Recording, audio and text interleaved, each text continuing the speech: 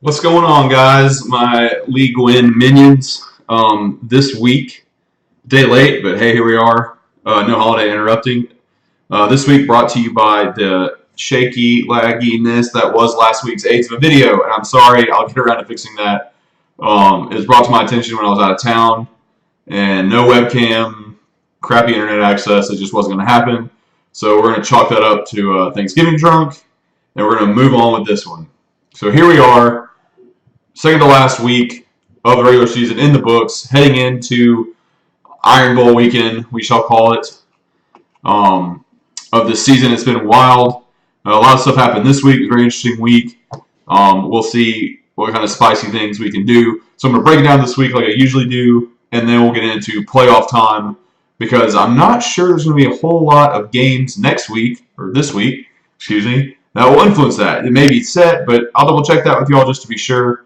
So we're going to jump right into it. So a lot of games got out of hand this week, and luckily I was on the good end of that with Matthew. So Matthew, I am a generous God, bow down and worship. Someone due to the holiday rush forgot to start a quarterback, and even though I got the win, it would have been a lot more lopsided, kind of to the tune of like almost 100 points lopsided, almost. So yeah, and that goes to add. So some people were asking like that. I think Nick did it too, maybe. If there's ever a lineup issue and both parties agree to it, let me know and I'll switch it out. Like I don't want someone to get blown out because you had a family issue or just shit happens. I'm not gonna be an ass about it. I know some people are really strict about it, but if something comes up. And both parties, like if someone wants to be a dick, then I kind of have to abide by the dick, just for fair, if they want to be that way, and y'all could like go slash his tires later. But anyway, so yeah, so both parties agree to it, and it's like relatively on like first half. Yeah, I'll switch out. It's all good. But anyway, so yeah, back to beat down of Matthew. Matthew had a good win over Matt last week. Stopped that short. Alex Collins being a big part of that. He got banged up, scored nothing. But also, I had a pretty good week. Juju Smith-Schuster has kind of been there. He went off for almost 40 points. Adam Thielen doing what he does. He's fine. My running backs actually kind of got double digits on one. Like, holy crap, that's probably the first time all season. But yeah, pretty solid effort. It was going to be uphill sledding for Matthew. Where it is, but I think Matthew's going to make it to the playoffs. He may be on the edge there, but we'll see. So I get the win there, 142-98, with a little help from yours truly. Jumping down to Matt and Steve, I think Matt gets a win here, 111-73, and I think that seals Steve's fate of being out of the playoffs. Matt, I think, is still in the playoffs. I haven't looked at the projected bracket. I'm going off records from the top of my head. But yeah, I think Matt's in there. This week may come down to it. We'll see. Steve forgetting to do a tight end. That sucks. But ultimately, that probably wouldn't have mattered. Maybe if you had like Travis Kelce or Zach Ertz, maybe. It was just tough. Julio Jones got his. Still having a great week. But that's really about it. That was a tough week for Steve. Matt, on the other hand, Matt gets a win, but Matt had been putting up some pretty solid offensive numbers. Not the case this week. Deshaun Watson did well, I know, from my other league. But really, that's about it. Calvin Ridley doing good for Atlanta, even in the loss to New Orleans. Philip Lindsay for Denver. Not terrible, but kind of just meh the rest of the way. Hopefully that'll improve for next week because, depending on how the cards fall, I think Matt may be on that chopping block going forward. So yeah, so Steve going into the last week of the season 4-8, Matt going in 7-5. We had battle of the bottom of the barrel, say that 5 times fast, between Will and Nick. Both after this, Will gets a win here, 125-93, and both teams are now sitting at 4-8. And I think that both sealed y'all's fate into the Sacco bracket.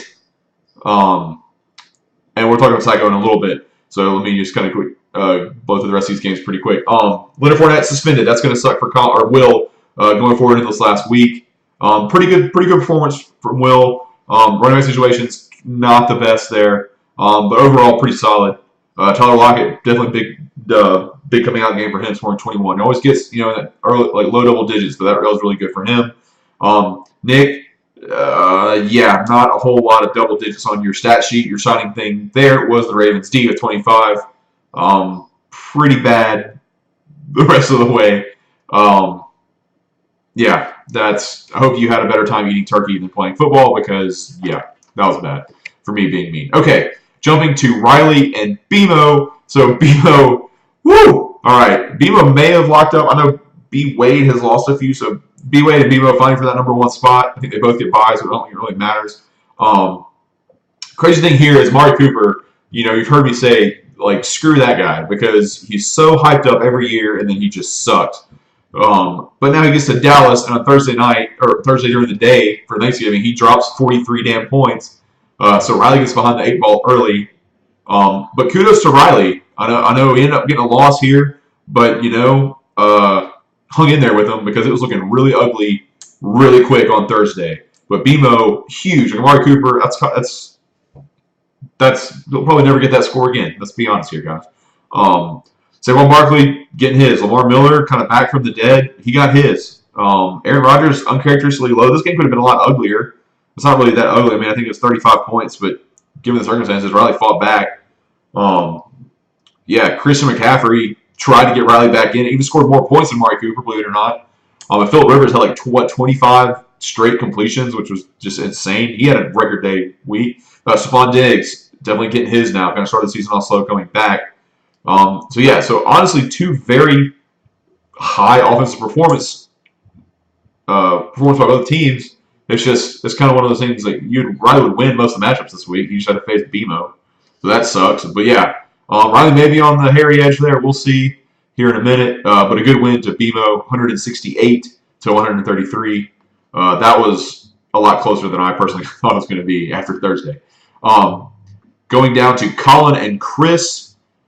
So this was, correct me if I'm wrong, guys, later, but I think Colin was in this, and then Chris pulled away late. That may be what it was. I know Nick Chubb was really good this week. Yep, 26 points. Ezekiel Elliott kind of doing what he did with 22.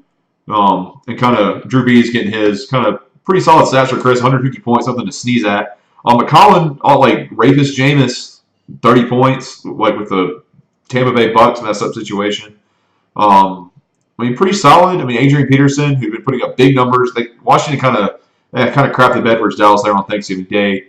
But yeah, not terrible. I know the big old zero from your tight end, Colin, that hurt. But unfortunately, I think with that third loss in a row, that probably did you in for Sacco. Hopefully you won't repeat.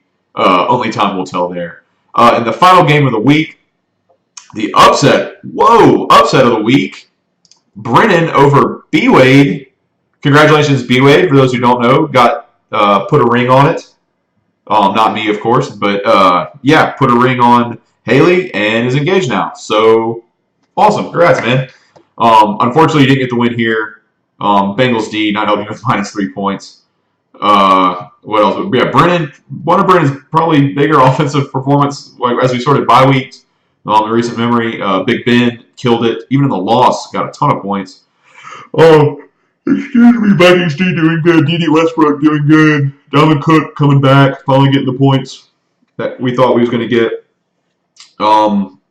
But B. Wade, Cam Newton did great. Melvin Gordon, strained MCL, I have him out of the league, and that screwed me. Whoever has Austin Eckler, maybe it's me. I think I dropped him. I don't know. We'll see. Fire him up next week. But yeah, B. Wade, pretty good performance. Just not -3 defense. It just wasn't his usual offensive performance.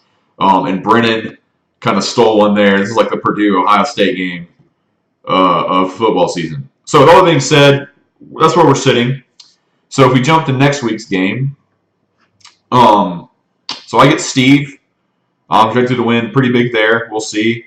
So this is going to be a good one. Riley and Matt. I think a lot of chips have to fall into place for Riley to get into the playoff. But if he beats Matt, that's a really good start. Riley sitting at 5-7, Matt sitting at 7-5. That could be really interesting depending where the rest of the kind of dominoes fall, right? So if we look down, the other big game is going to be B-Wade and Matthew. Matthew's sitting at 6-6. I think B-Wade's going to be favored in that game. But after this week, Brennan stole one. Why can't Matthew? And Matthew has potential to put up big points. So I think, off the top of my head, Riley is going to need to beat Matt and then hope. But Matt will still have a better record. Yeah, these might be set. We'll see. So I think it's really Matthew playing for his life. No, that's it. Okay, yeah. So scratch all that. I'm done. Post work was nuts today, so I'm kind of coming in. Let's leave it the wheel. Okay, so for Matt to make the playoffs, he needs to beat Riley. And off the top of my head, I don't know, but he needs Matthew to lose. It's gonna be a little M&M battle. If Matthew wins and Matt loses, then there'll be a tie, and it's going to come down to points. I'll let y'all fight over, go into the deep stats to see. It's the points forced stat column. That's going to be close. We both all have done that. Have scored a lot of points thus far.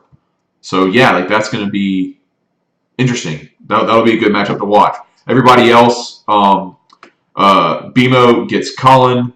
I think BWO and B-Wade are just fighting for a number one spot at this point. They're both at 9-3. That's a good season from you guys. Nick and Brennan, I think y'all are just fighting for Sacco consolation, Sacco bracket seeding. Chris over Will, or Chris against Will. That will be, I think, a seeding thing. So we'll see.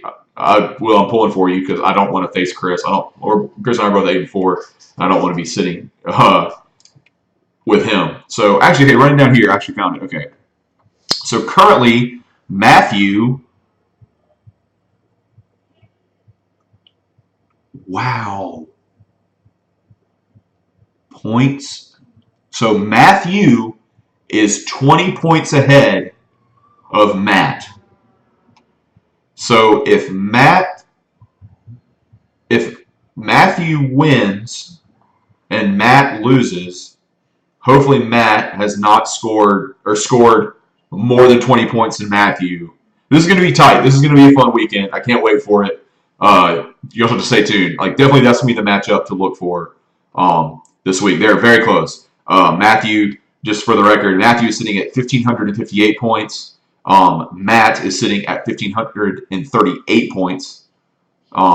That's crazy. I'm somehow sitting at 8-4, and I am roughly 100 points. I'm at 1,488, less crazy. Oh yeah, so ironically enough, other than Chris, who's our points leader for the season by a pretty hefty margin, Matthew and Matt are the second and third place.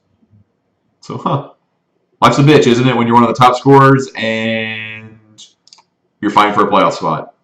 Them's the breaks. Okay, so here we go. So right now, as the playoff bracket looks, I wonder if I can just pull this. No, I'll do it later. I'll do that next week. So right now, it does say, so B. Wade is the number 1 seed. B. Mo is the number 2 seed. I think that's just projection about how these games will pan out and points and all the other fun stuff. Right now, it has the 3 seed Chris going up against Matthew. So it does have Matthew in there in that final 6th spot. That is going to be that may switch to Matt or Matthew really quick. But either of the M's, you're probably going up against Chris. I'm assuming everything says the same. And then, whoa, timeout. Wow, guys, I apologize. I'm a hot mess right now. Right now, Matthew and Matt are scheduled to get into the playoffs. So, it's because there's a lot of people at 4-8. So, yes, I think we have a pretty good split. So, ignore all that drama. Sorry, but I just spoiled everything. But kind of ignore the drama. Yeah. So, I guess, well, so Riley, I guess you're back in it. So, if y'all help me out here, guys. So, if Matthew wins, he's 7-6. and Matthew's in. If Matthew loses and then Riley wins, they're both 6 and 7. But Matthew, I believe, has a very large point differential on Riley. Let me see. Yes, so Riley and Matthew are 90 points apart. So Riley's going to have to be win. So it's slim, but Riley can still sneak in. Needs a lot of cards to fall. Yeah, I'm getting my. I thought we were going back to like the top 4 people in playoff spot. Yeah, it's ignore like the last 2 minutes of this video. I apologize for wasting your time. But yeah, there it is. So Riley, you are on the bubble. Will you be the last team in, or will you fade out? Definitely not impossible, but it will be an uphill battle. I'm going to leave you to everyone to it. I'm getting ready to go have some awesome dinner, some Christmas stew that my wife's making, and it's going to be great. So I hope you all have a great night, and I will catch you all next week. See ya.